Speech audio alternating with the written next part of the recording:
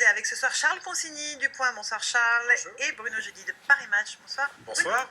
Valls-Sarkozy, le combat de coq, c'était le match de la soirée hier et c'était dans l'Essonne, affrontement à distance entre le Premier ministre et le président de l'UMP. Écoutez, le Zapol de tir croisé monté par Elory. La France n'est plus gouvernée puisque le Premier ministre, qui doit avoir du temps libre, supplée depuis quelques semaines un premier secrétaire du PS aux abonnés absents, paniqué à l'idée de perdre les élections départementales. Et ce soir donc, voilà M. Valls entouré par les Verts, les frondeurs, les communistes. Ça donne pas envie d'y aller. Nicolas Sarkozy m'a demandé de garder mes nerfs. C'est un spécialiste de la question. M. Valls préfère l'excès des mots, l'excès des postures, l'excès des états d'âme, l'excès de fébrilité, là où les Français attendent désespérément du sang-froid, de l'action et des résultats. Quand il est incapable de choisir entre l'extrême droite et les Républicains, entre le Front National et la gauche, il démontre que non seulement il n'a pas de nerfs, mais qu'il n'a ni colonne vertébrale, ni conviction. Alors, ça ressemble à un combat de coq que Bruno Jeudi ou pas? C'est sûr que le montage qu'on vient de voir, et on pourrait en rigoler finalement parce que c'est marrant ce punching ball. Alors sur la route de la présidentielle, puisque c'est celle de Nicolas Sarkozy, lui il est obligé de cocher, vous savez, c'est comme un boxeur qui revient, d'abord le championnat de France, alors les petites catégories, et là on est dans les petites catégories, c'est-à-dire qu'effectivement il doit battre Manuel Valls, puisque Manuel Valls est autoproclamé chef de la campagne à gauche, et du coup c'est un match assez facile pour Nicolas Sarkozy. Alors simplement il y a 15 jours, il y avait 2 meetings, vous n'auriez pas pu faire ce montage parce que Nicolas Sarkozy ignorait Manuel Valls. Il y a 15 jours, il y avait un meeting à Marseille ce soir-là, puis un autre, je crois, en Haute-Vienne pour Manuel Valls. Et ce soir-là, Nicolas Sarkozy ignorait encore Manuel Valls. Là, je pense qu'il change. D'abord, premièrement, on est tout près du but, qu'il a gagné, que maintenant, c'est plutôt la grande victoire, la moyenne victoire, enfin voilà, c'est les 30-40 départements, et puis le plus net possible sans le parasitage du FN.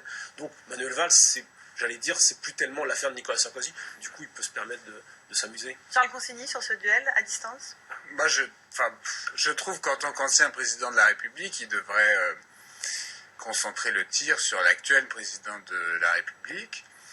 Mais Sarkozy a une certaine humilité en lui qui fait que régulièrement il descend au niveau d'un adversaire qui pourrait surplomber.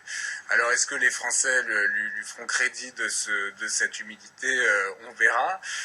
En tout cas, j'observe que finalement, son retour s'installe, qu'il n'est pas contesté comme chef de l'opposition, qu'il remplit ses salles de meeting, que la campagne fonctionne, que pour l'instant la justice ne dégaine pas à son encontre, et donc voilà, finalement, en dépit des commentaires, etc., le retour prend. Alors on va voir, est-ce que la grève va prendre complètement ça m'intéressera de voir. Charles, sauf que pour l'instant, lorsqu'on est sur les sondages, sur l'ensemble des Français, Nicolas Sarkozy n'a pas gagné de points, n'a pas regagné de points.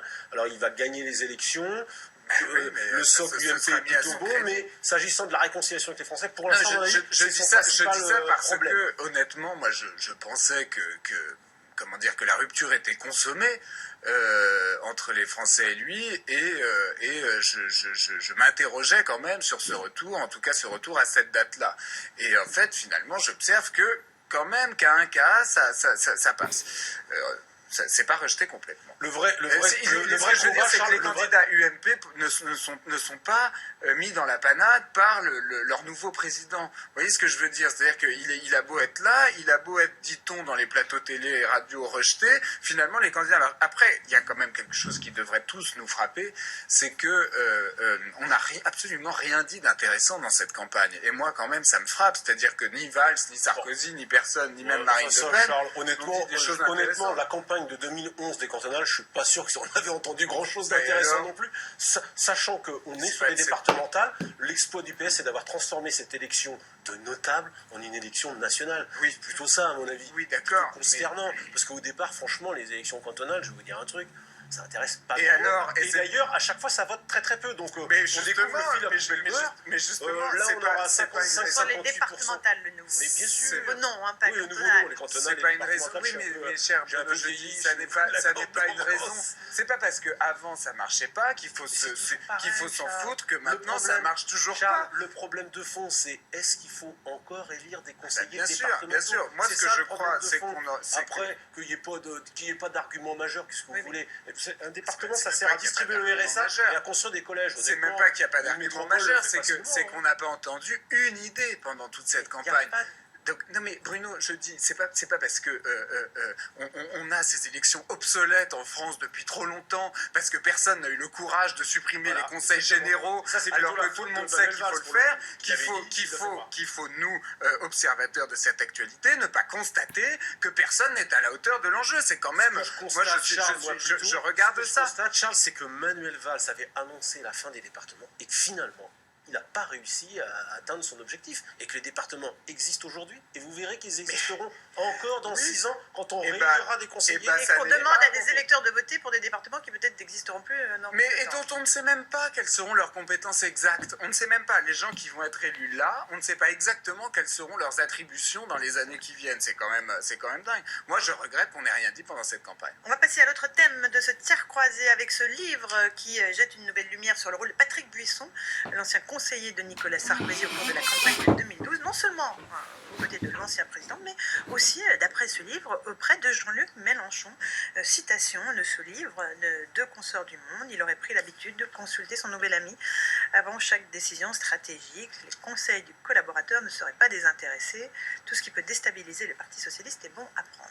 Bruno Jeudi, il y a d'autres choses dans ce livre.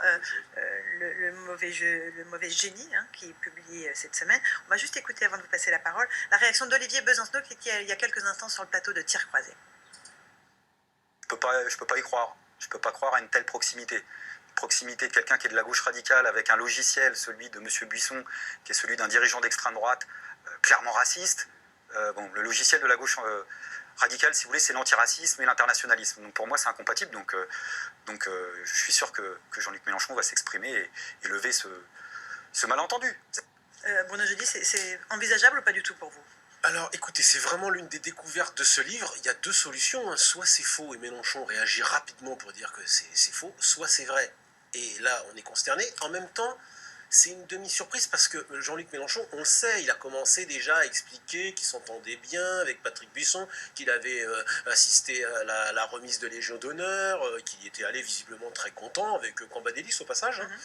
Donc ça, on le sait. Ce qui est plus surprenant, c'est d'abord qu'ils se connaissent depuis beaucoup plus longtemps que ce qu'a dit Jean-Luc Mélenchon, si c'est confirmé ce qui est écrit dans le livre, et deuxièmement, que leur relation, c'était autre chose que de temps en temps échanger, parce que ce sont deux érudits, deux passionnés d'histoire, de philosophie, c'est pas seulement ça, c'est que visiblement, il y avait des conseils au téléphone pendant la campagne électorale, et Jean-Luc Mélenchon qui visiblement se servait de ces conseils pour mieux déstabiliser François Hollande. Alors je vous dis, il n'y a pas Et qui aurait épargné Nicolas Sarkozy dans la qui aurait campagne et vice-versa. épargné Nicolas Sarkozy. C'est vrai qu'il a pas raté François Hollande pendant la campagne, je suis bien passé pour le savoir, puisque Jean-Luc Mélenchon, je considère toujours que c'est une belle interview. C'est là qu'il m'avait donné ce mot, le capitaine de pédalo quand même. C'est quand même une des formules restées célèbres. Et Jean-Luc Mélenchon ne manque pas de talent de ce point de vue-là. Mais c'est vrai que là, les bras m'en tombent. Charles Consigny.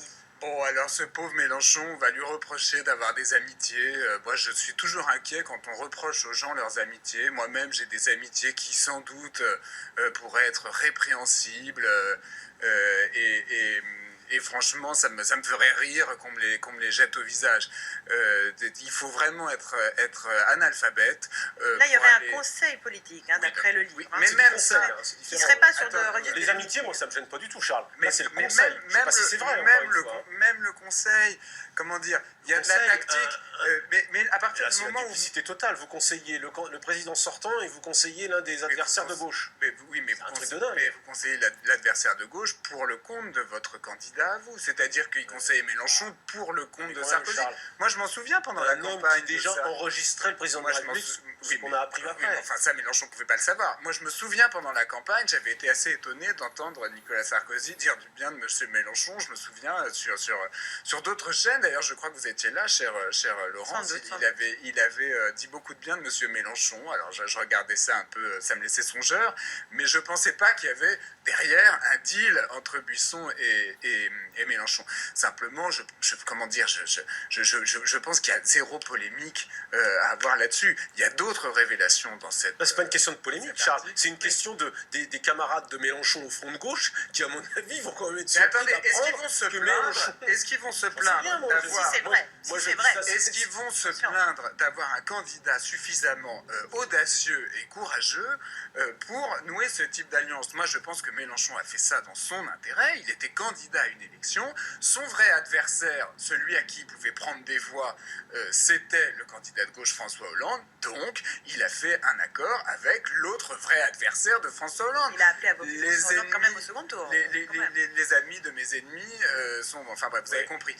Glorieux, c'est pas très glorieux quand Mais même. non, mais c'est Charles, pas glorieux, passage mais c'est à la la politique. politique. Mais Mais oui, oui, je sais. on mais va enfin, faire quand même. semblant que Non, mais quoi. Tout ce que dénonce Marine Le Pen. Non, mais quand même, Charles. Mais voyez, Marine vous Le retrouvez Pen est entourée avec un de homme. conspirationnistes. Enfin, qu'est-ce qu'on raconte? D'accord, Elle est entourée de Patrick Buisson. En moins bien, Patrick Buisson vient de Elle dit qu'elle a plus les moyens de se le payer. Arrêtons. Hein? Elle dit qu'elle a plus les Oui, moyens de se le payer. elle est perfide et elle a le sens de la formule. Mais enfin bon, bref, moi je ne veux jeter l'opprobre ni sur Mélenchon, ni même sur Patrick Buisson, qui avait au moins le mérite de mettre quelques idées dans la politique et de replacer tout ça dans une perspective historique. Il est à Sarkozy ce que Fouché était à Napoléon. Est-on descendu au fil des siècles de niveau? J'en sais rien. Petit pied. L'histoire le dira. Merci beaucoup à tous les deux d'être venus ce soir dans les débats de tir croisé. Ce soir, chez Olivier Gallis.